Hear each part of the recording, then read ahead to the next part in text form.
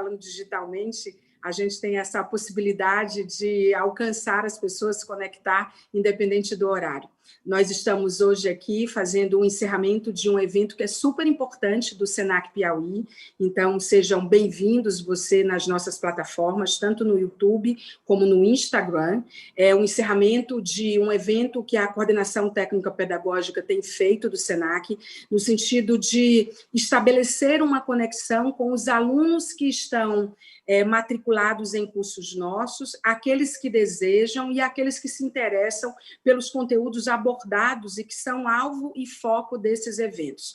A primeira edição foi o Conexão Senac, com foco em design de interiores, e o Conexão Senac, desta vez, o nosso encerramento é do Conexão Libras. Acho que é um momento muito oportuno da gente falar sobre Libras, já que é muito mais do que inclusão, na verdade. Durante a semana em que se iniciou esse evento, semana passada, 2 eventos com professores falaram de temas super importantes, como o surdo e o mercado de trabalho, do instrutor do Senac, Carlos Douglas, traduzido pela Thaís Rayane. A gente teve também o nosso instrutor Elton Arthur, que falou sobre o papel dos tradutores e intérpretes em línguas de sinais, né, nos espaços de sua atuação.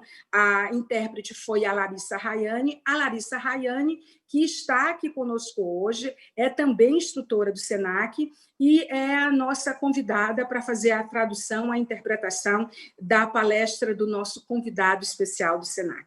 Aqui na sala, conosco, além do nosso palestrante, que já eu apresento, nós temos também a diretora de Educação Profissional, Marta Sena, que vai abrir oficialmente o evento de hoje, que, na verdade, é de encerramento do Conexão Libras, o coordenador técnico-pedagógico Júnior Marques, da área de educação, entre outros segmentos, e o nosso convidado da noite, que é o professor Warley dos Santos. O tema da palestra é muito importante. Ele vai dar uma palestra aqui hoje sobre a realidade de trabalhos dos intérpretes de Libras em contextos educacionais. Eu tenho certeza que a maioria dos nossos internautas já conhece como referência o professor Warley, que atualmente está em Floripa, né, em Santa Catarina, em Florianópolis. O professor é graduado em Letras, Libras, mestre e doutorando em Estudos da Tradução pelo Programa de Pós-Graduação em Estudos de Tradução, tudo da Universidade Federal de Santa Catarina, né? Ele tem bolsa CAPES de excelência, o que quer dizer muito sobre o nosso convidado, ela é muito disputada, essa bolsa. Ele é membro de vários núcleos de pesquisa na área de interpretação e tradução de Libras, de línguas de sinais, um deles sob a liderança do professor Dr. Carlos Rodrigues, da Universidade Federal de Santa Catarina, que é uma referência na área acadêmica, quando a gente fala de Libras, e um outro na área de linguagem e cognição, escolhas tradutórias e interpretativas, que tem outra referência, que é a professora doutora Flávia Medeiros Álvaro Machado, também esta da Universidade Federal do Espírito Santo. O nosso professor e convidado de hoje, nosso palestrante, ele já atua como professor em estudos de tradução de Libras desde 2015, ministrando conferências, organizando eventos, dando aula, ou seja, eu acho que ele está no lugar certo, na hora certa, para falar sobre o assunto que a gente realmente precisa saber. Muito obrigada, professor, mas quem vai dar as boas-vindas a você é a nossa diretora de Educação Profissional, Marta Sena. Boa noite, Marta. Boa noite, Maia. Primeiramente, boa noite a todo o nosso público, né, que está aqui nessa web assistindo conosco. Agradecer a todo o pedagógico do Senac, a nossa coordenação, os nossos supervisores, instrutores, inclusive a nossa instrutora Larissa, que aqui está fazendo a tradução desse evento. E agradecer também a presença dos nossos alunos, né, que também estarão aqui conosco. Dizer que o Senac ele tem um papel, uma trajetória muito grande no campo de Libras, né? Já há algum tempo a gente se interessa e se aperfeiçoa cada vez mais nesse segmento, né? O Senac, inclusive, foi o primeiro regional a ter o curso técnico em Libras no Brasil, né? Então, assim, a gente muito entende que a Libras é muito importante para o mercado de trabalho, para o segmento, né? Onde, principalmente no Piauí, onde a gente tinha uma lacuna muito grande de profissionais nessa área. E agradecer principalmente ao professor Warley, que aqui aceitou o desafio. Nesse tempo de dificuldade do digital, a gente consegue se aproximar cada vez mais de pessoas de referência como ele, né? Então, agradecer o convite e agradecer também a presença dele aqui no evento conosco. Vamos todos agora nos deliciar com os conhecimentos do professor Warley, que eu tenho certeza que tem muito a contribuir com o segmento de Libras e compartilhar tantos conhecimentos adquiridos, né? Com um currículo tão grandioso como a Maia já apresentou. Então, assim, muito obrigada, professor Warley. Muito bem, muito obrigada, Marta. No final, o Júnior vai rapidamente também falar com vocês, agradecer também, como a Marta fez, a nossa intérprete. É muito importante a presença dela, e passar agora a palavra para o nosso convidado da noite, né? O professor Warley dos Santos. É com você, professor. Olá, pessoal, boa noite. Gostaria de primeiramente agradecer ao convite do SENAC, do Piauí, pelo convite, né, de estar aqui tecendo uma reflexão sobre o trabalho do intérprete de Libras educacional. Agradeço a todo o corpo técnico que tornou esse convite possível a mim, e é um prazer estar aqui compartilhando com vocês conhecimentos e provocando reflexões e pontuações acerca da realidade do trabalho dos intérpretes de Libras no contexto educacional. Então, também já deixo aqui registrado o meu agradecimento à minha colega que está aqui realizando a interpretação, a Larissa. Muito obrigado. E vamos lá para a gente conversar um pouquinho sobre esta função que é a interpretação dentro do espaço educacional. A gente sabe que o intérprete de Libras ele está presente nos mais diversos espaços de atuação, socialmente falando. Então, nós temos aqueles intérpretes que estão dentro de contextos intrasociais, ou seja, aqueles contextos que muitos de nós, às vezes, não vê, dentro de um supermercado, realizando a interpretação num posto de saúde, mediando uma conversa com um assistente social, e por aí vai. Até os contextos mais macro, onde nós observamos hoje pronunciamentos oficiais, eventos internacionais e semelhantes. Mas a função do intérprete dentro do espaço educacional, a atuação enquanto intérprete educacional, ela não é uma novidade. Na verdade, o primeiro espaço que recebeu esse profissional, quando a gente vai observar a linha histórica desse profissional, foi a escola. Então, a gente remonta a tempos de 1880, onde nós tínhamos aí o Congresso de Milão, que proibiu o uso da língua de sinais em todo o âmbito mundial. A língua de sinais foi simplesmente proibida, e a partir daí, 80 anos depois, em 1960, aqui no Brasil começa-se a se ensinar as crianças surdas com uma nova metodologia, a metodologia da comunicação total. A partir da comunicação total, a língua de sinais volta à baila como uma possibilidade de comunicação para essas crianças surdas que até então só tinham no oralismo uma possível estratégia comunicativa. Com o passar do tempo, essas crianças elas foram aprendendo a língua de sinais, levando essa língua de sinais para dentro de casa, só que seus familiares não sabiam se comunicar com elas a partir das línguas de sinais. Então, a família começa a se aproximar da escola e a aprender esse novo idioma. Com o aprendizado desse novo idioma, algumas pessoas se despontaram nessa questão e começaram a assumir um posto que era o posto de mediador linguístico. Vou pedir para colocar os slides na tela. O mediador linguístico, ele era esse profissional que atuava nesse contexto escolar, nesse contexto familiar, intrasocial, fazendo com que a língua de sinais pudesse ser acessada por esses alunos surdos que agora, pode voltar, por favor, que agora eles tinham acesso a uma comunicação efetiva. Então, em 1970, a gente começa a ter, então, a atuação ad hoc. Eu chamo a atenção de vocês para essa expressão, ad hoc, que é uma expressão latina para esta finalidade. Então, o aprendizado de Libras, ele era apenas para a finalidade da interpretação nos contextos educacionais. Então, a partir de 1970, a gente tem aí a atuação desses profissionais que já começavam a se despontar como tais. Em 1980, nós vemos, então, os trabalhos assistencialistas de comunicação, em espaços que eram espaços não escolares, principalmente com as igrejas de matriz evangélica e católica, que passaram a receber os surdos em suas celebrações e, assim, se aproveitava da atuação desses mediadores linguísticos, desses intérpretes ad hoc, que estavam já atuando nas escolas. Em 1990, nós começamos, então, uma corrida pela institucionalização desse profissional, o intérprete educacional, e assim como o intérprete em outros diversos espaços, até que em 2002 nós tivemos o reconhecimento da língua, né, a língua brasileira de sinais reconhecida pela Lei 10.436. Em 2004 a gente teve a primeira proposta de regulamentação legal da profissão de intérprete de Libras, sendo regulamentado no Decreto 5626, no ano seguinte. Em 2008, iniciou-se o bacharelado em Letras Libras na UFSC, e em 2010 nós temos aí, 50 anos depois, o reconhecimento da profissão de tradutores e intérpretes de Libras pela Lei 12.319. Pode voltar para mim, por favor.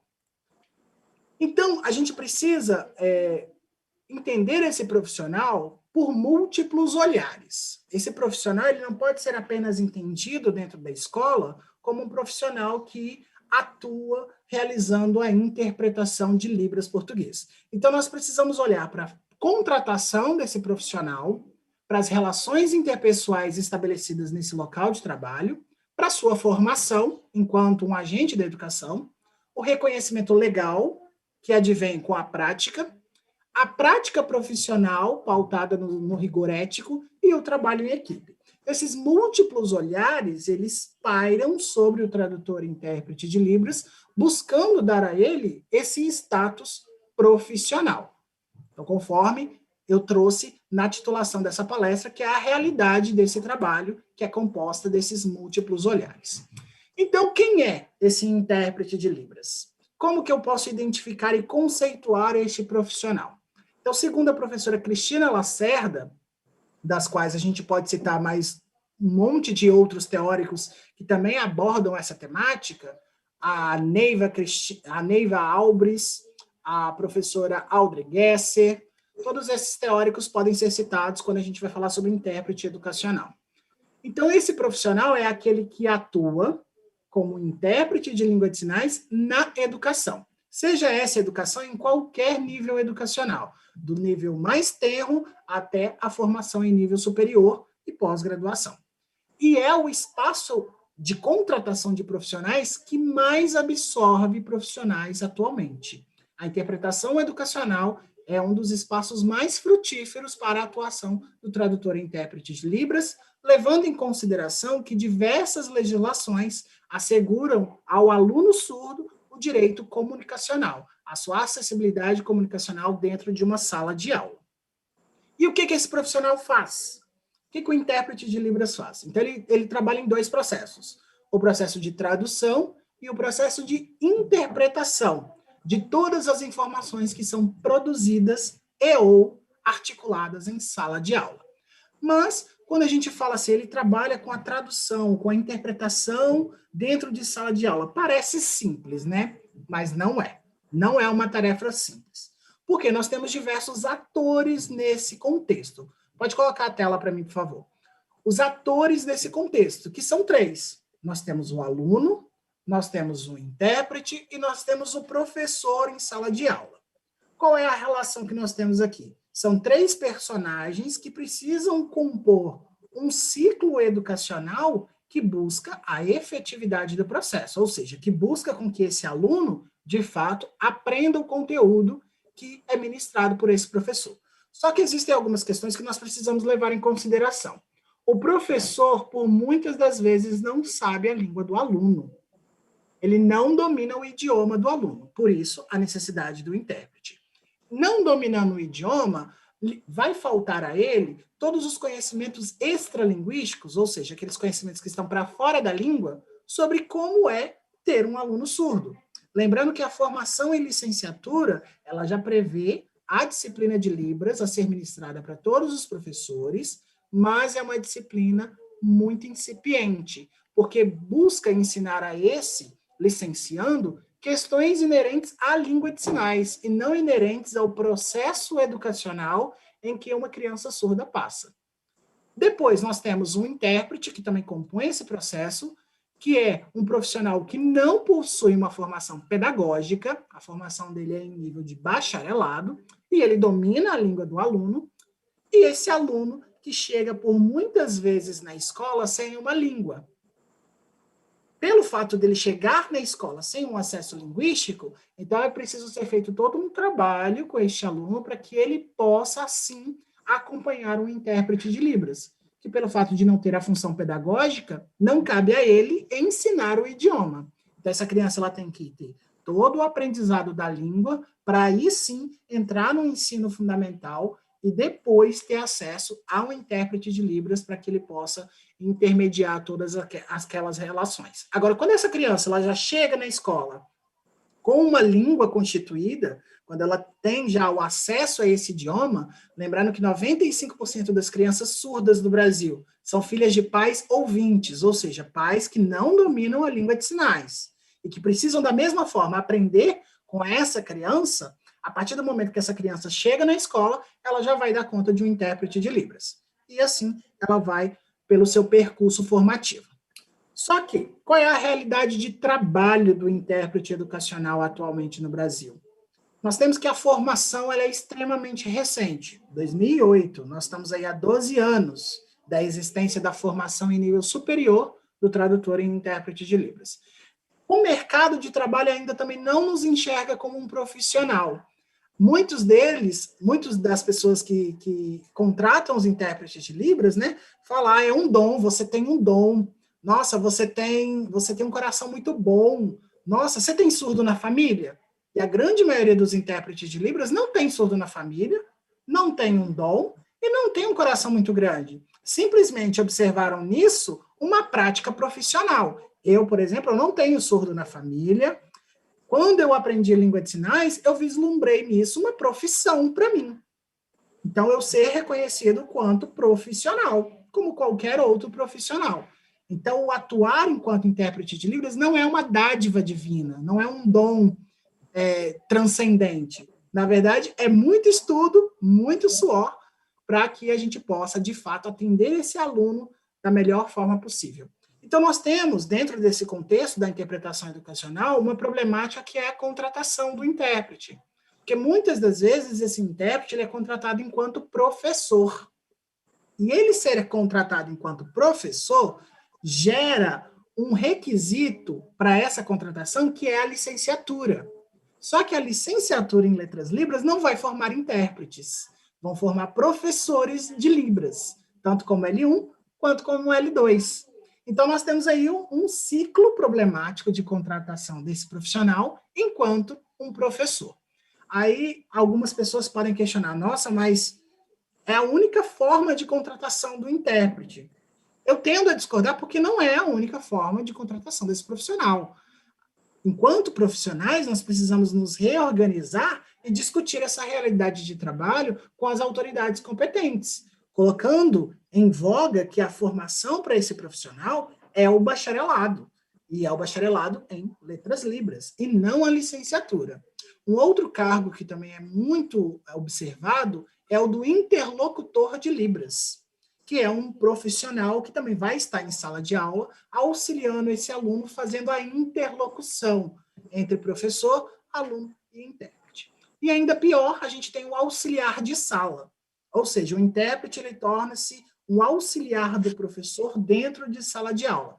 Não que o trabalho colaborativo entre professor e intérprete não tenha que existir, muito pelo contrário, mas cada um cumprindo com a sua parte, nós temos aí o profissional atuando com o máximo de rigor possível. Na próxima tela, a gente tem a realidade do intérprete educacional. Então, o intérprete educacional ele tem uma relação com a escola, ele tem uma relação com o professor, com o aluno surdo e com seus pares propriamente ditos. Então, a gente vai destrinchar um pouco mais sobre essa realidade do trabalho. O intérprete e a escola, por exemplo, existe uma resistência muito grande das escolas na aceitabilidade de um profissional que não tem função pedagógica. Por quê? Eu vejo isso muito acontecendo quando eu atuava mais profissionalmente como intérprete de Libras, agora eu estou um pouco parado pela questão de estar doutorando, mas eu observava sempre que o intérprete ele era aquela figura que, na falta de um professor, substituía o professor.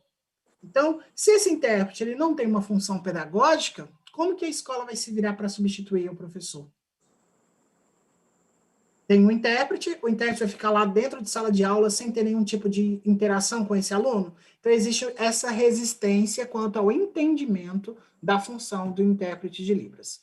Solicitação por diversas vezes para desvio de cargo, né? Desvio da função. O intérprete está ali para interpretar, o professor pede para o intérprete copiar a matéria para o aluno, fazer atividades para esse aluno, porque ele não entende que a função desse profissional não é de auxiliar o aluno surdo, mas sim de interpretar as situações comunicacionais dentro de sala de aula. E dentro da escola, o intérprete ele vai assumir 4 papéis diferentes, que vão para além da interpretação propriamente dita. Pode colocar na tela, por favor. Então, nós temos a função de mediador cultural, tendo em vista que o aluno surdo e os alunos que são ouvintes partilham de diferentes elementos culturais. Nós temos a Libras convivendo, né, de certa forma, convivendo com a língua portuguesa de maneira harmoniosa dentro do mesmo país. Mas por mais que elas estejam dentro do mesmo país, existem elementos divergentes em ambas as culturas. Tem coisa que é cultural para o surdo que não é cultural para o ouvinte. Por exemplo, a língua de sinais ela é uma língua muito direta. O surdo ele é uma pessoa muito direta. Então, em português, aquilo que a gente fala, nossa, hoje você está bonitinho, hein? Em Libras, o surdo vai chegar, hoje você está feio. É muito direto. Então, isso é uma marca cultural que a língua permite, mas que para nós ouvintes soa, de certa forma, um tanto quanto estranho. Porque a gente sempre arruma um eufemismo, a gente sempre dá uma suavizada quando a gente vai falar alguma coisa que é negativa, né? Então, essa mediação cultural, ela precisa ser realizada, tendo em vista que dentro de sala de aula nós vamos ter a presença de 2 culturas diferentes. Depois, o intérprete também tem um papel de defensor. Por quê? Algumas injustiças podem vir a acontecer com essa criança, que ferem o direito dessa criança de estarem ali, que ferem a atuação do intérprete, quando, por exemplo, o professor vira para o intérprete e fala assim, não interpreta isso não precisa interpretar isso. Não, se está sendo falado em sala de aula, todos os alunos ouvintes estão ouvindo, por que o aluno surdo não vai ficar sabendo do que acontece?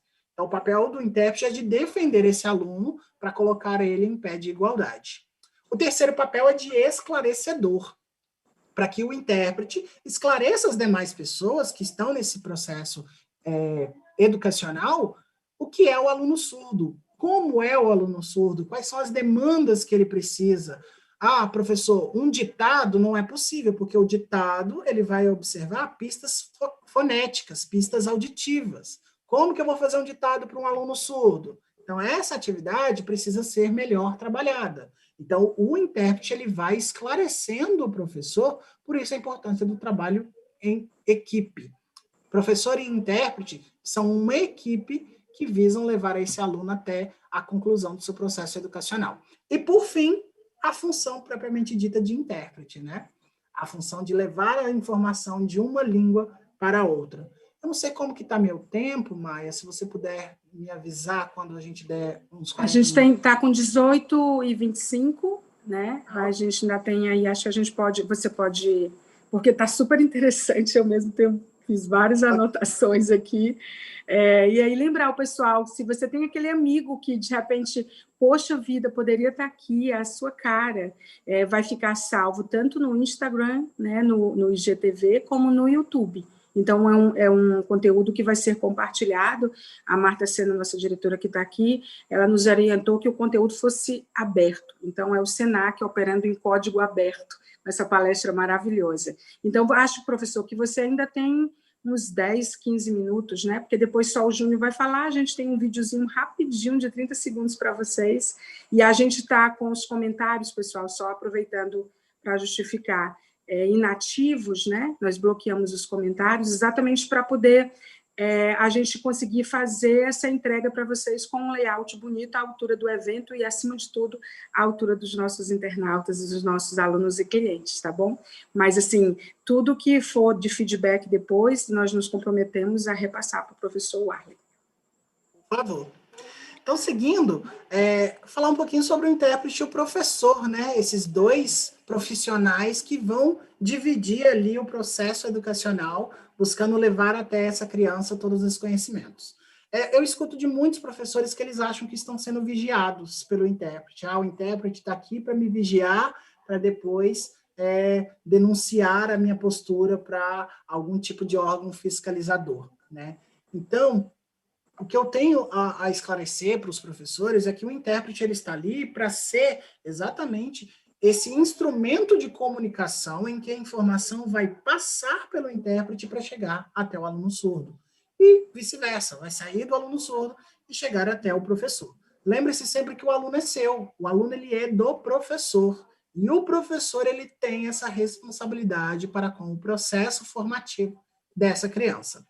Muitas das vezes, a gente tem um professor que é contratado em regime de contratação temporária, está ali momentaneamente. Então, um trabalho colaborativo é difícil de ser construído quando nós temos essa rotatividade, né, de profissionais trabalhando. Sempre se refere ao intérprete para falar com seu aluno. Então, a relação professor-intérprete, ela é uma relação que ela precisa ser melhor construída. E lembrar sempre de quando você está falando com o aluno, você está direcionando o seu olhar para o aluno e não para o intérprete. Imagina se você for conversar com alguém, aí você conversa com a pessoa perguntando para ela como se ela fosse a terceira pessoa. Isso é terrível. Mas, não, fala para ele que ele precisa fazer atividade, quando o professor poderia estar falando diretamente para o aluno. Aqui, faça a atividade. Então, isso demonstra uma colaboração existente ali naquele processo interpretativo que faz com que esse aluno sinta que o professor também é um dos atores que está ali para lhe auxiliar. Porque pelo fato do intérprete e do professor, do intérprete e do aluno dominar a mesma língua, existe uma tendência de um distanciamento desses dois dentro da sala de aula, que é uma coisa que nós precisamos evitar. E um último detalhe aqui, o professor muitas das vezes delega ao intérprete as funções que são pedagógicas. Então, lembra ele que ele tem que fazer atividade. Então, atualmente, o intérprete educacional, ele tem uma realidade de trabalho que mescla diversos elementos que são elementos educacionais. Mais para frente, eu vou até conversar com vocês sobre a possibilidade de uma formação vocacionada, que é para onde nós estamos caminhando. Então, se o intérprete vai trabalhar na escola, ele tem que ter uma formação pedagógica. Atualmente nós não temos, mas é muito interessante que futuramente a gente venha a ter cursos de especialização ou mestrados profissionais, que no Brasil são conhecidos como MBAs, que versem da formação vocacionada desses profissionais. Vai atuar na escola? Então tem uma função pedagógica. Por quê? Isso vai ser necessário nesse processo e vai trazer muito mais qualidade a este processo. Uma outra realidade que a gente vê é uma negação dos professores. E o intérprete ele tem que saber lidar com esses sentimentos que estão acontecendo em sala de aula. Então, lembra, o intérprete dentro de sala de aula, ele não é apenas um intérprete. Ele tem mais uma série de funções, que é como a gente vê na citação aí no slide de número 13, por favor, de Carvalho e Martins. Eles nos contam que, se o intérprete quiser sobreviver nesse campo de atuação, em que a escola é inclusiva, ele vai precisar assumir posição de maestria, ou seja, ele interpreta ensinando e ensina interpretando, que é o que a gente vê nas páginas 539 a 552 do texto da professora Audrey Gesser. Então, existe esse atravessamento na função do intérprete. Ele interpreta enquanto ensina e ensina enquanto interpreta. E o aluno surdo? O que o aluno me diz sobre esse processo? Então, o aluno, ele vai ter o intérprete como seu professor. Por quê? É ele que domina a minha língua. Então, tudo que eu preciso, eu pergunto para o intérprete. Só que a gente esbarra na não formação pedagógica do intérprete. Então, o intérprete não vai saber responder tudo. Por exemplo, eu tenho uma grande negação em matemática. Eu sou uma negação em matemática. Quer me colocar num desafio? Me coloca para interpretar matemática. Se o aluno pergunta qualquer coisa, como que eu vou responder para o aluno? Eu preciso direcionar isso ao professor. Então, é o professor que vai estabelecer essa função pedagógica de estar instruindo a criança. O aluno surdo ele também vai testando os limites, né, do intérprete. Uma hora uma gracinha, outra hora outra gracinha. E nós, enquanto intérpretes, nós precisamos lidar com crianças. Eu, particularmente, tenho uma grande dificuldade de lidar com criança. Criança não tem filtro. Não é porque é surda, porque é diferente, não. Criança surda é a mesma coisa de criança ouvinte, dá trabalho da mesma forma. Então, nós temos que ter também esses conhecimentos que são conhecimentos que estão para além da língua. Como que eu lido com uma criança que está fazendo birra?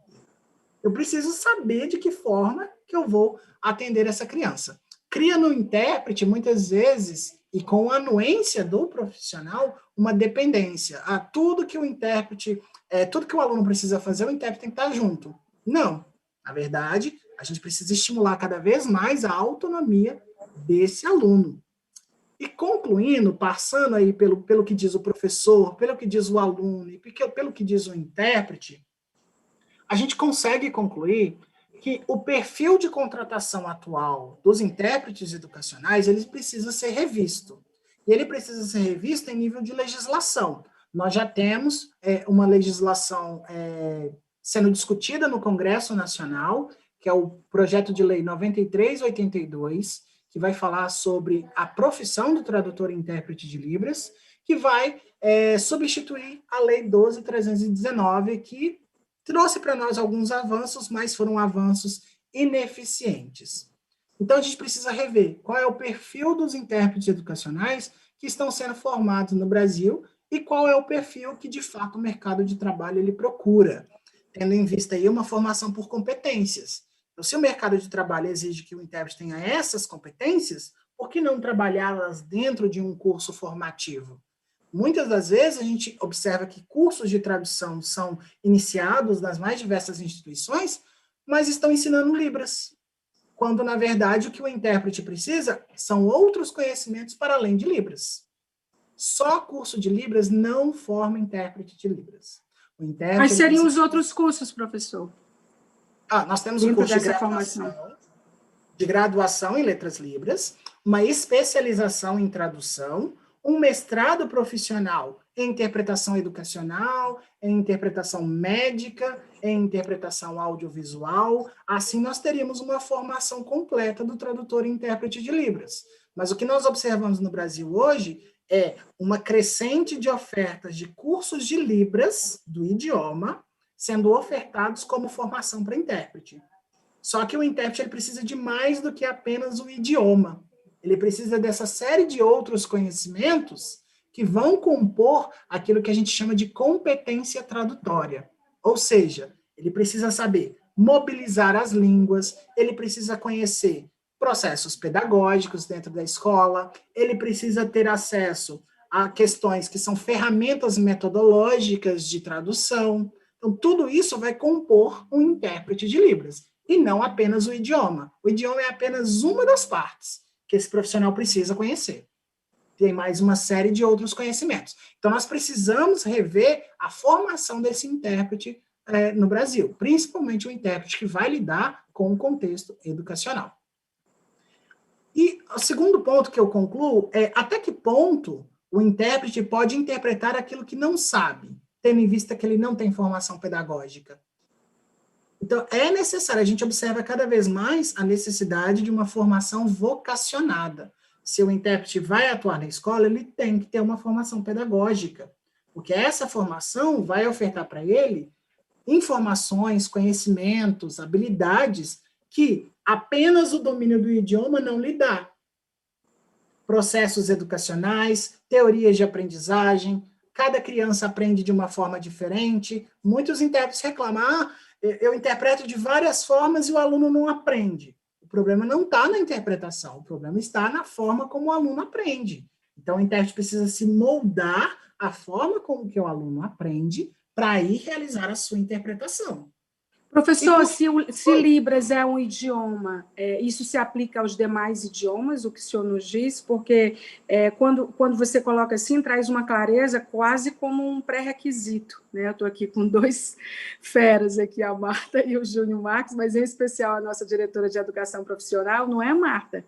É praticamente como um pré-requisito dessa formação, dependendo da jornada profissional que esse intérprete que dá a largada, por exemplo, num curso técnico como o SENAC, e que ele vai se encontrando ali e que ele precisa avançar em outras áreas. Isso é o que se aplica a outros idiomas também, não é, Marta? Queria que você entrasse aí, a gente tem pelo menos 5 ou 10 minutos. Professor, você ainda vai concluir, é porque jornalista, você sabe como é jornalista, né? Sei. Fica tranquilo, espaço está aberto.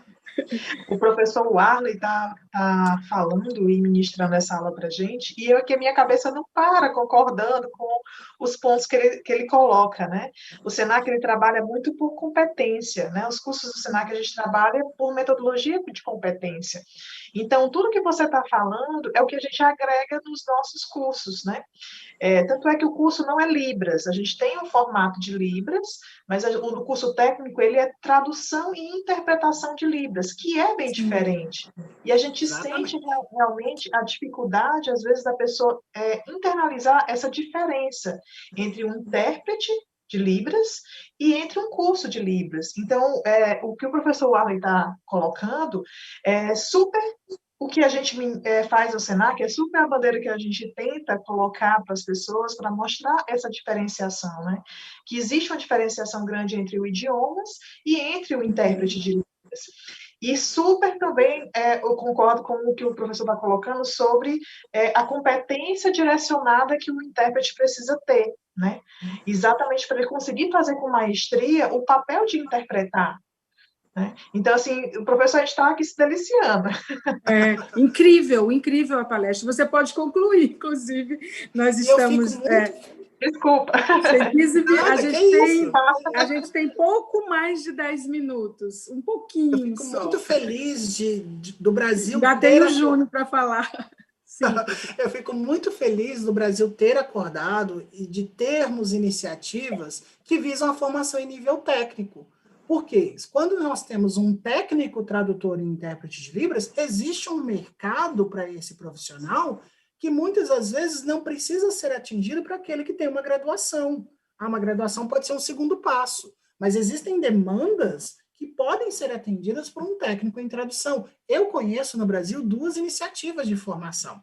Uma é do SENAC e a outra é do Instituto Federal Campus Palhoça Bilíngue, que também tem um curso técnico voltado para tradução e interpretação de línguas de sinais. E é muito importante que isso fique frisado para você. Existe uma grande diferença entre você aprender Libras e você ser um intérprete. Não é pelo fato de você dominar um idioma que você é intérprete deste idioma. Todos nós aqui aprendemos inglês desde a mais tenra idade, num processo educacional que vai desde a primeira até o ensino médio. Vamos interpretar inglês? Quem aqui se habilita? Ninguém. Por quê? O nosso aprendizado de inglês, ele é praticamente instrumental. Nós somos formados para aprender o idioma, mas não de uma maneira tal que nos permita interpretar esse idioma. É a mesma coisa com a língua de sinais. Então, se você quer ser um tradutor e intérprete de Libras, o primeiro passo é dominar o idioma. Ok, mas isso é apenas o primeiro passo. O segundo passo, procure uma instituição, como o SENAC, por exemplo, que oferta o curso de tradutor e de intérprete de língua de sinais em nível técnico. Assim, você já vai estar num nível diferenciado de formação. Já sou tradutor e intérprete em nível técnico, para aí sim procurar as outras formações para você ter aí uma carreira profissional. E eu concluo exatamente levantando essa necessidade da formação vocacionada, não apenas para a escola, mas para qualquer tipo de contexto em que esse intérprete vai atuar. O contexto hospitalar. O intérprete que está no contexto hospitalar, ele não precisa de conhecimentos pedagógicos. Ele precisa de conhecimentos voltados à área da saúde. A competência de área referencial para a área de saúde, conhecer o protocolo do SUS, entender qual é o organograma, a hierarquia de funcionamento de um hospital, para aí, quando um surdo chegar nesse hospital, ele ser bem atendido. O intérprete que está na televisão, ele precisa conhecer de processos relacionados a produtos audiovisuais. Tem que saber editar um vídeo, tem que saber fazer um vídeo, tem que saber se posicionar em frente às câmeras, não alongar os seus braços demais, porque é cortado. Então, ter esses conhecimentos vai muito na mão de uma formação por competências, que já é uma realidade na Europa, mas ainda não é uma realidade na maior parte do território brasileiro. A gente tem iniciativas de formações por competência, mas elas precisam ser expandidas, e eu fico muito feliz pelo Senac já ter essa oferta, já ter olhado para essa necessidade de formação e está aí formando profissionais em nível técnico, como a nossa querida Marta bem colocou. Agradeço a oportunidade, passo aí para a Maia. Que incrível, gente. Eu anotei várias coisas. Como você faz a conexão interessante com diversidade, igualdade e equidade? Porque quando a gente fala de inclusão, a gente esquece a questão da equidade, e que você coloca de uma maneira muito clara, que é o senso de justiça, né? O respeito à igualdade dos direitos, porque eu acho que a inclusão ficou tão banalizada, não no sentido pejorativo, mas virou uma palavra da moda, como outras, que a gente precisa imergir realmente naquilo que dá o sentido à inclusão, não é, Marta? Então, assim, é muito interessante a forma como você fala de despertar para a legislação que ela precisa estar adequada às necessidades do mercado, que ela precisa ser renovada. Chama atenção também para como a gente tem a curiosidade de como outros países estão atuando nessa área, né? Porque assim, a área de inclusão é muito ampla e Libras é muito relevante dentro disso. Sensacional, uma aula, realmente uma aula. Obrigada, professora. Nada, eu que agradeço a oportunidade de estar com vocês. É importante a gente ter exatamente a clareza de que não é pelo fato de eu botar um intérprete dentro de uma sala de aula que eu estou garantindo que aquele processo é inclusivo. Não. Às vezes essa criança tem outras necessidades que vão para além da presença desse profissional. Isso sim é uma verdadeira inclusão. É quando eu atendo todas as necessidades educacionais dessa criança, fazendo com que ela tenha um êxito no seu processo formativo. E é a conexão com a equidade, que aí faz realmente ter esse respeito à igualdade dos direitos e esse senso de justiça, que é fantástico. Uau, maravilhoso. Muito bom, muito bom. Muito bom. Professor, você fica conosco ainda rápido. Mais uma vez, gente, avisando, informando que nós desativamos os nossos comentários para permitir que a aula fosse fluida no sentido de conteúdo, a gente poder oferecer um layout à altura do que o Senac tem feito nesses projetos fantásticos da CTP, no sentido de alcançar as pessoas. E queria dizer, Marta, que a sua decisão de fazer aberto foi muito assertiva, foi muito inclusiva e tem muito de equidade também. Muito obrigada. E aí eu queria passar para o Júnior Marques, que é coordenador dessa área, técnico-pedagógica no segmento educacional, para ele também falar rapidinho. A gente tem menos de 10 minutos. Não, vou ser breve, Maia. Aqui eu represento hoje, né, a coordenação técnica pedagógica, e isso eu represento uma escola, a Escola Senac, a escola que se reinventa a cada dia, que se renova a cada dia. Claro que a gente já tinha toda uma relação com essas questões tecnológicas, porque nossos cursos são os cursos de ponta, mas a gente teve que afinar tudo isso, né? Teve que se aproximar e estreitar bem mais tudo isso. O Conexão Libras, ele nasce no sentido de democratizar o acesso às informações de todas as pessoas que trabalham com essa língua, né?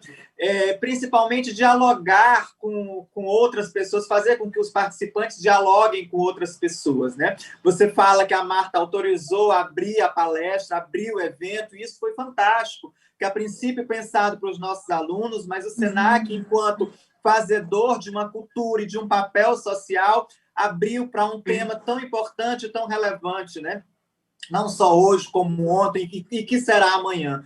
Eu também gostaria de parabenizar as pessoas que não aparecem aqui nesses quadradinhos, que é a supervisão pedagógica, né? A Daniele foi fantástica, a Daniele Pereira e a Ana Tércia, né? Na condução da organização desse momento, no contato com todos os palestrantes, mandar um grande abraço para os palestrantes, o Carlos Douglas, o Elton Arthur, e os intérpretes, né, que o Rodrigo Alves, a Larissa Rayane, que são todos nossos professores, e a gente sente muito orgulho de tê-los conosco num patamar tão elevado quanto deles, e agradecer, claro, o professor Warley, que lá de Santa Catarina conseguiu se conectar com a gente num momento tão importante para o SENAC e num momento tão importante para a educação, discutir temas dessa maneira remota, né, em que a gente tem descoberto cada dia uma coisa nova. Muito obrigado. Né? Muito obrigado a todos que estão assistindo, aos nossos alunos.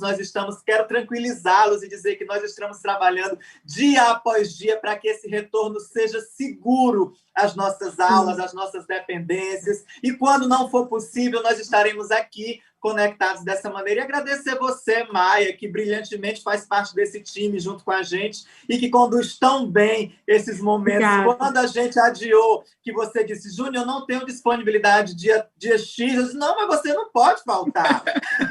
Você é essencial nesse processo. Então, muito obrigado. Agradecer também toda a coordenação técnica pedagógica em nome da nossa gestora, que é a Janaína Moraes, que compra todas essas ideias junto com a DEP, que é a Marta Sena. Muito bom, muito bom.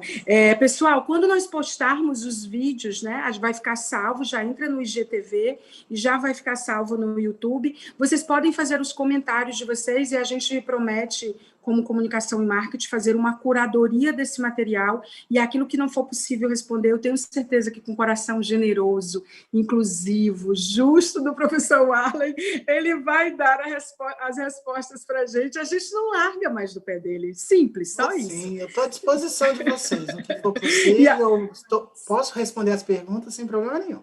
Pronto, então vocês não vão ficar sem o feedback, tá? E aí eu queria rapidamente soltar, professor, pedir que você continue conosco e os demais, um vídeo rapidinho para os cursos de outubro, novembro e dezembro. Eles continuam remotos, sim. Nós estamos preparados para voltar, estamos com os cursos prontos, mas a gente depende de medidas, né, de autorizações do governo, dos governos, né? Porque nós estamos numa cidade que o prefeito também tem a decisão, tem o governador do estado, e isso tudo está sendo alinhado. Mas o SENAC já está com os cursos prontos, inclusive lançados. Nesse momento, são os remotos que estão sendo lançados nesse segmento e com desconto incrível. Olha só.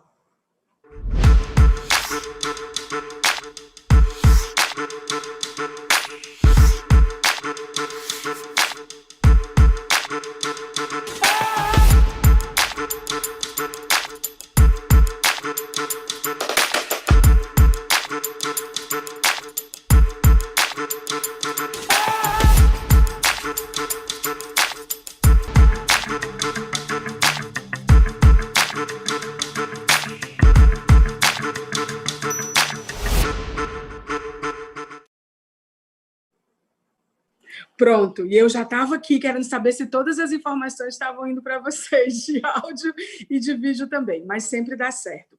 Muito obrigada. Eu acho que a gente encerra por aqui, agradecer a Marta Sena, nossa diretora de Educação Profissional, Júnior Marques, coordenador técnico-pedagógico no segmento de educação, essa menina linda que está com a gente aqui hoje, fazendo essa tradução, a Larissa Rayane, a cabeça dela, só foi possível conectar porque você está aqui. Muito obrigada, que competência, né? E que compromisso seu, né? E a você, professor Warley, que a gente não tem palavras para agradecer. Obrigada por dividir, por colaborar, por pensar e por fazer novas perguntas. É o que a gente está precisando, tá bom? Muito obrigada. Você que ficou com a gente até agora, olha, tudo salvo, coloca lá a tua pergunta, que a gente dá o feedback para vocês. Muito obrigada pela sua companhia, é sempre uma honra recebê-los, e as nossas redes, as redes do SENAC, são as suas redes também. Boa noite. Tchau, pessoal. Tchau.